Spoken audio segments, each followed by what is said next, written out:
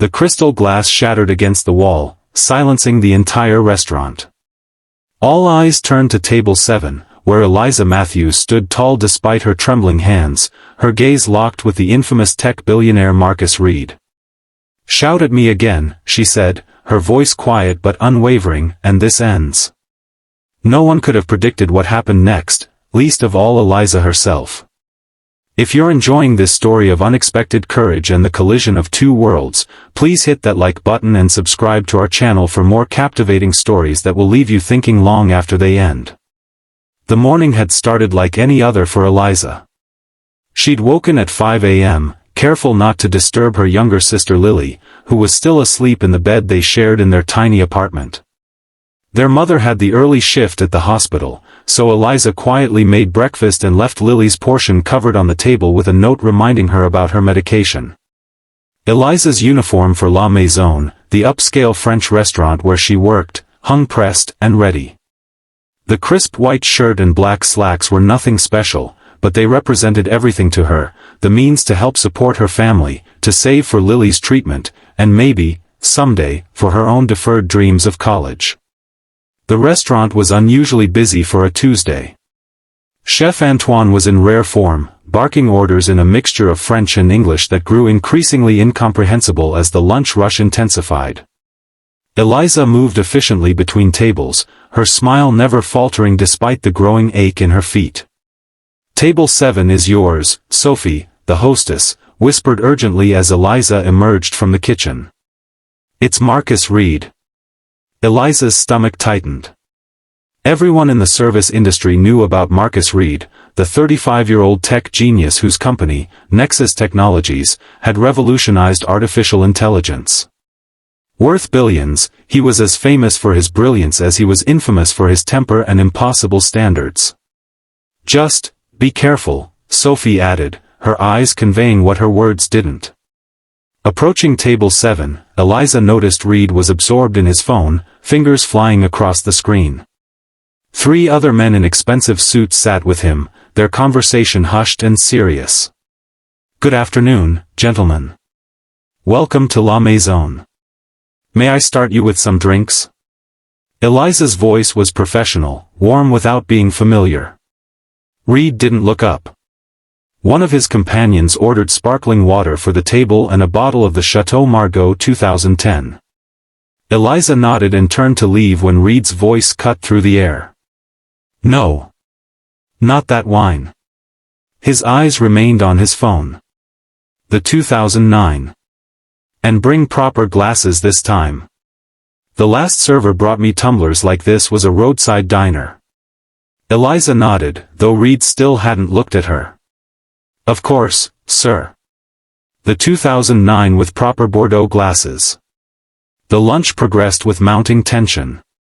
Reed found fault with everything, the temperature of the water, the placement of the silverware, the timing between courses. His companions grew visibly uncomfortable, but no one dared contradict him. When Eliza brought the main course, Reed finally looked up from his phone, his steel-gray eyes cold as they assessed her. "This isn't what I ordered." Eliza checked her notepad. "You ordered the coco vin, sir. I ordered it without mushrooms. This is inedible." He pushed the plate away with such force that sauce splashed onto the white tablecloth.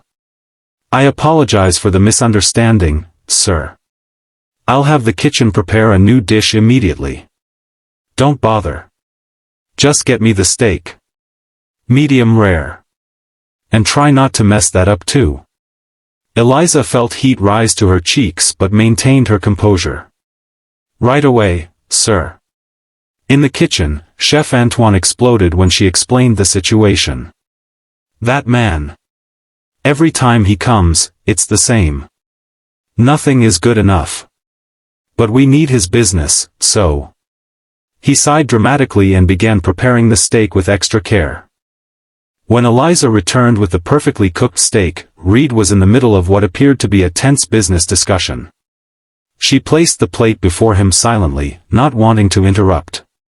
"This is cold," Reed snapped without even touching the steak.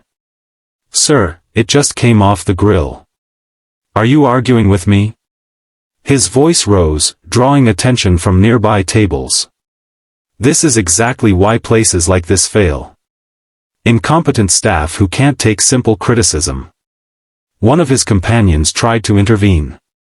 Marcus, the steak looks fine. I'm not paying $300 for, fine, James. Reed turned back to Eliza, his voice dripping with contempt. Is this really so difficult? Do you even understand what I'm asking for? Something inside Eliza shifted.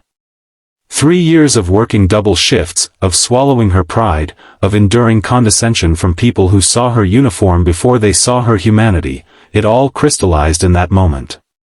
She thought of Lily, whose medical bills had drained their mother's savings. She thought of the acceptance letter from Columbia that she'd had to decline. She thought of all the people who worked tirelessly in this restaurant, their dignity intact despite the daily indignities. Reed was still talking, his voice getting louder. Or are you just too stupid to? That's when Eliza picked up his untouched crystal water glass and threw its contents against the wall behind him. The glass followed, shattering spectacularly. The restaurant fell silent. Even the kitchen noise seemed to pause. Shout at me again, Eliza said, her voice quiet but unwavering, and this ends. Reed stared at her, shock replacing anger on his face. I am not incompetent.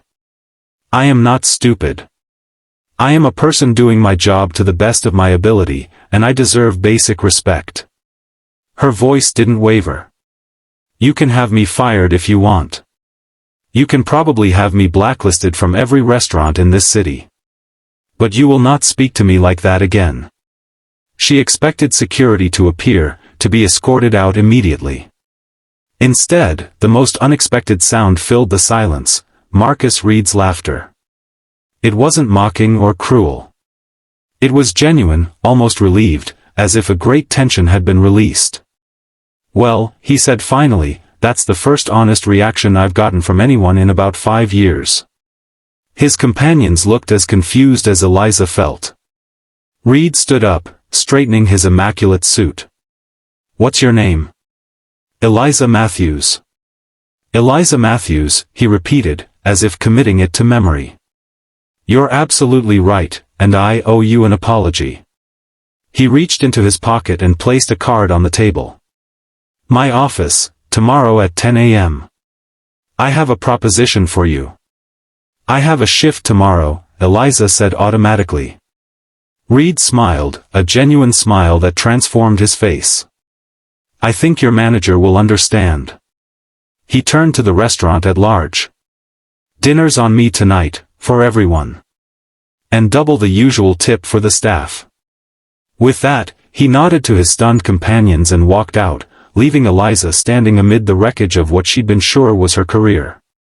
The next morning, against her better judgment and her mother's concerned advice, Eliza found herself in the gleaming headquarters of Nexus Technologies.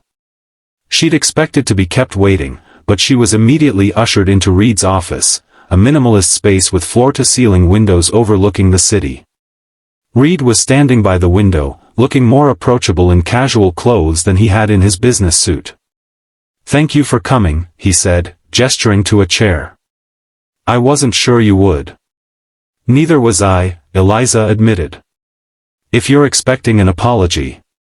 I'm not, Reed interrupted. I deserved what happened. More than you know. He sat down across from her. Do you know why I asked you here? Eliza shook her head. Because you did something no one has done in years, you treated me like a human being instead of a bank account or a stepping stone.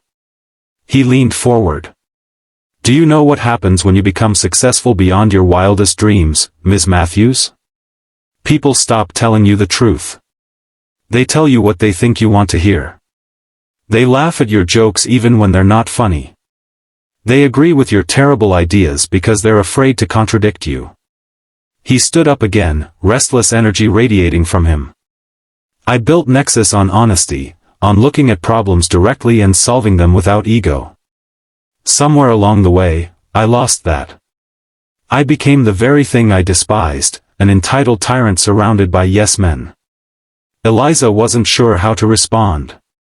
This vulnerable confession was the last thing she'd expected. "I want to offer you a job," Reed continued. "Not as a waitress, though I'm sure you're excellent at it. I want you to join my executive team as Director of Corporate Culture and Ethics." Eliza laughed, then realized he was serious. "Mr. Reed, I don't have a business degree. I don't have any degree. I'm a waitress with a high school diploma. You have something more valuable, integrity and the courage to stand up for it." He handed her a folder. "This is the offer. The salary should cover your sister's medical treatments and your education, if you choose to pursue one." Eliza's heart stopped. "How do you know about my sister?" Reed had the grace to look embarrassed. "I had you vetted last night. Standard procedure for executive hires. I know about Lily's condition, your deferred admission to Columbia, your mother's 3 jobs." He paused. "I know you deserve this opportunity more than most of the Ivy League graduates who apply here." Eliza opened the folder and nearly gasped at the number on the page. It was more money than she'd ever imagined earning. "Why me?" "Really?" she asked, still suspicious. "Because Nexus is at a crossroads. We're developing AI that will change the world, but technology without humanity is dangerous. I need someone who sees people as people, not as data points or profit margins." He smiled wryly. "Someone who isn't afraid to throw water in my face when I'm being an ass." Against all odds, Eliza found herself smiling back. "And if I say no? Then I'll respect your decision, write a check to cover Lily's treatments anyway, and probably become a better person just from having met you." His honesty was disarming. Eliza thought about it. About Lily, about her mother, about the dreams she'd put on hold. But mostly, she thought about the possibility of making a difference, of ensuring that the technology shaping their future would be guided by human values. "I'll take the job," she said finally. "On one condition." Reed raised an eyebrow. "Name it." "I work part-time while I finish my degree." He grinned. "Done." What followed was a transformation that no one could have predicted. Under Eliza's influence, Nexus Technologies became not just a leader in AI development but a pioneer in ethical technology. Reed, with Eliza's unflinching feedback, evolved from a feared tyrant to a respected leader who valued honesty above flattery. Their professional relationship blossomed into friendship, built on mutual respect and shared vision. Eliza completed her degree in philosophy and ethics, bringing new perspectives to the company's work. Lily's health improved with access to the best treatments, and their mother finally retired from her multiple jobs. 3 years after that fateful day at La Maison, Eliza stood beside Reed at the launch of Nexus's most ambitious project yet, an AI framework designed to prioritize human well-being over profit, with safeguards that Eliza had helped design. As they watched the successful demonstration, Reed leaned over and whispered, "Best glass of water I ever had thrown at me." Eliza laughed. "I still can't believe you didn't fire me on the spot." "I'm just glad you gave me a second chance," he replied. "Not everyone would have." "Everyone deserves a second chance," Eliza said.